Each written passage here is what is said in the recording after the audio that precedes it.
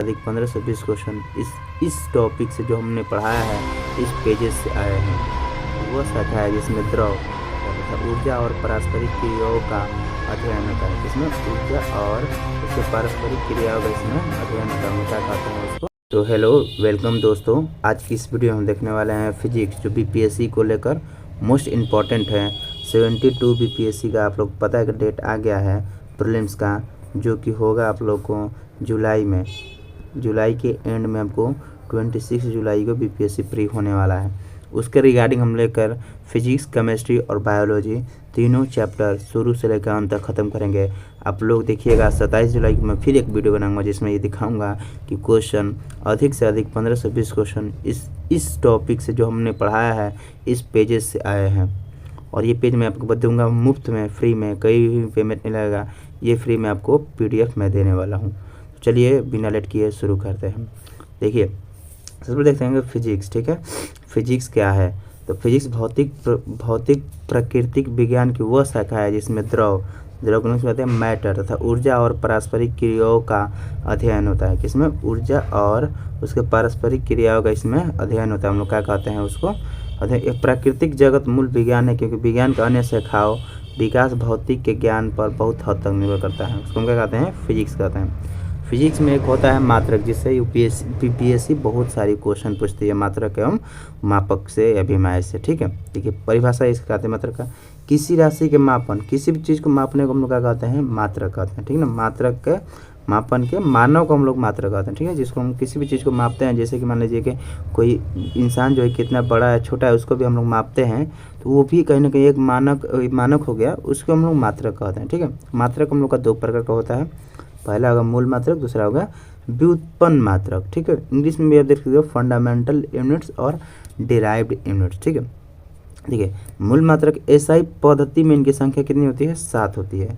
अब क्वेश्चन रहेगा कि मूल मात्रक कितने होते हैं, तो आंसर होगा 7। ठीक है, अब व्युत्पन्न मात्रक कहते हैं वे सभी मात्रक जो मूल मात्रकों की सहायता से व्यक्त किए जाते हैं, जिससे मूल मात्रकों का प्रयोग करके हम लोग व्युत्पन्न मात्रक निकालते हैं। तो क्वेश्चन ऐसे भी हो सकता है कि व्युत्पन्न मात्रक के बिना मूल मात्रक हो सकता है, लेकिन मूल मात्रक के बिना व्युत्पन्न मात्रक नहीं हो सकता है। तो ये ऑप्शन आप लोग का सही रहेगा। आई होप करते हैं समझ में आ रहा होगा। नेक्स्ट चलते हैं। देखिए 7 मूल मात्रक हम लोग देखते हैं। दोस्तों लास्ट में मैं आपको ये पीडीएफ फ्री में देने वाला हूँ। ठीक है, तो आप लोग चैनल पर बने रहे। ठीक है, और पहली बार आए तो सब्सक्राइब हाइप कर सकते हैं। ठीक है, देखिए मूल मात्रक कितने होता है? 7 होता है। इसको हम लोग पढ़ते हैं। ठीक है, इसमें पहला होता है लंबाई। लंबाई कैसे ही मतलब कहता है? लंबाई को हम लोग किसमें मापते हैं? मीटर में मापते हैं।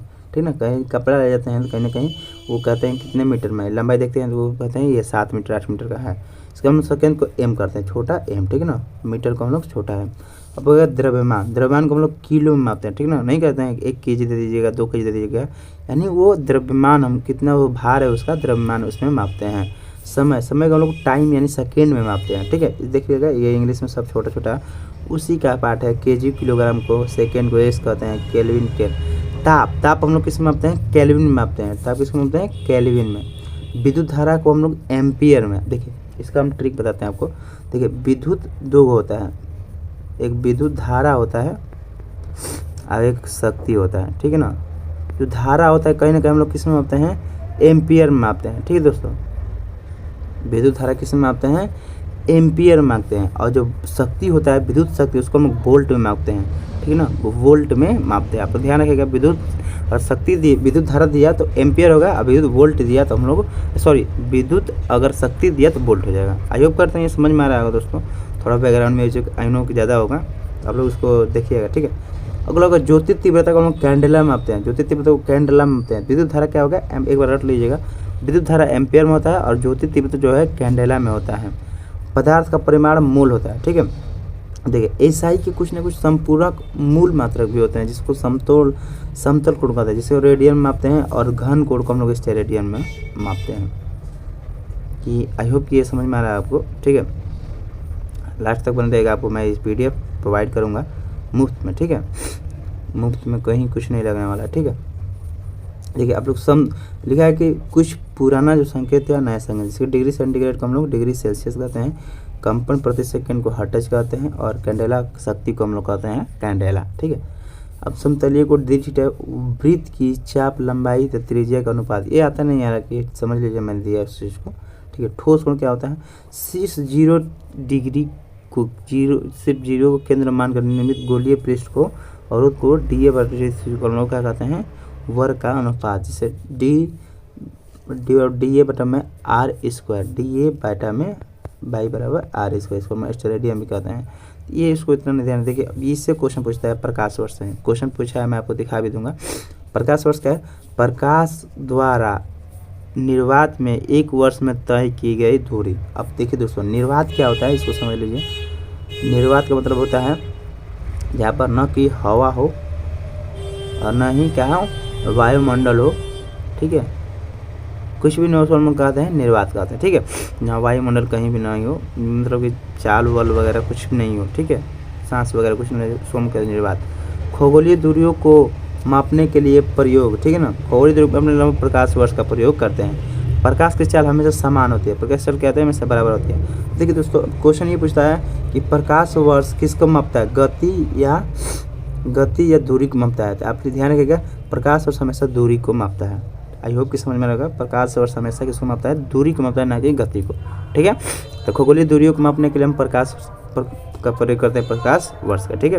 प्रकाश चाल हमेशा क्या होती है, समान होती है। तो एक वर्ष में 9.46 गुणे 10⁻15 मीटर होता है। अब खगोलीय क्या होती है, एस्ट्रोनॉमिकल यूनिट्स, पृथ्वी की सूर्य के बीच की मध्य दूरी, पृथ्वी और सूर्य के बीच के मध्य दूरी का हम लोग कहते हैं खगोलीय इकाई कहते हैं। पृथ्वी और सूर्य के बीच की मध्य दूरी क्या कहते हैं। आप लोग दोस्तों बोलते रहिएगा, जो मैं पूछ रहा हूँ आप लोग का अपने मन में जवाब देते रहिएगा, ताकि आप लोग को वो याद होता रहेगा। तो पृथ्वी और सूर्य के बीच की मध्य दूरी को क्या कहते हैं, पृथ्वी और सूर्य के मध्य बीच की दूरी को क्या कहते हैं हम लोग, खगोलीय इकाई कहते हैं।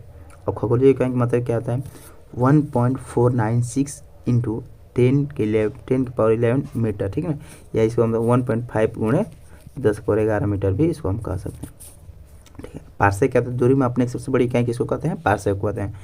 आई मीन कि अगर बहुत सी दूरी हमको मापना होगा तो हम लोग पार्सेक में मापेंगे। तो एक पार्सेक 3.26 प्रकाश वर्ष होता है, ठीक है। 3.08 गुणे 10⁻16 मीटर भी हम इसको कहते हैं। आई होप कि ये समझ में आ रहा होगा, ठीक है दोस्तों। तो आज के इस वीडियो में हम इतने ही रुकेंगे। कुछ इंट्रोडक्टरी क्लास रहा, कुछ हम लोग आपको बताए भी। फिजिक्स हम लोग ख़त्म करेंगे करीब 20 क्लास में, और ये ज़्यादा नहीं 10 से 20 मिनट के बीच में क्लासेस रहेगी आपकी, ज़्यादा बड़ी नहीं रहने वाली है, ठीक है। मोर दिन जाएगा, 30 लेक्चर जाएगा। और देखिए दोस्तों, यहीं से क्वेश्चन आने वाला है, ठीक है। मैं इतना बता सकता हूँ कि क्वेश्चन जो आएगा 15 से 20 क्वेश्चन को यहीं से मिल जाएगा। तो एक सोर्स से अगर 15 से 20 क्वेश्चन मिल जा रहा है तो उसमें कोई खराबी नहीं होने वाला है। इस बार बीपीएससी आपको 26 जुलाई को लेने वाली है। तो मैं आपको बता रहा हूँ, अगर ये PDF आपको चाहिए तो कुछ नहीं करना है, ठीक है। ये है इनका, ठीक है, presented by team IS freak, ठीक है ना। जाकर सर्च करिएगा टेलीग्राम पर टीम IS फ्रीक, ठीक है ना, उस पर ये मिल जाएगा PDF, join IS freak Telegram, ठीक है ना। फ्री क्लासेस, ठीक है ना, नोट्स मेंटरशिप ये फ्री मिलता है, सब IS इन्होंने निकाला है और काफ़ी अच्छा नोट्स बनाया है इन्होंने, ठीक है। देखिए कंप्लीट साइंस जो है कितने 140 पेजेस में दिया गया है, ठीक है। तो इसी को हम लोग कंप्लीट करना है लेक्चर वाइज। तो आज के इस वीडियो में इतने ही रुकते हैं। नेक्स्ट वीडियो को इस चैनल को सब्सक्राइब जरूर कर लिया। थैंक्स।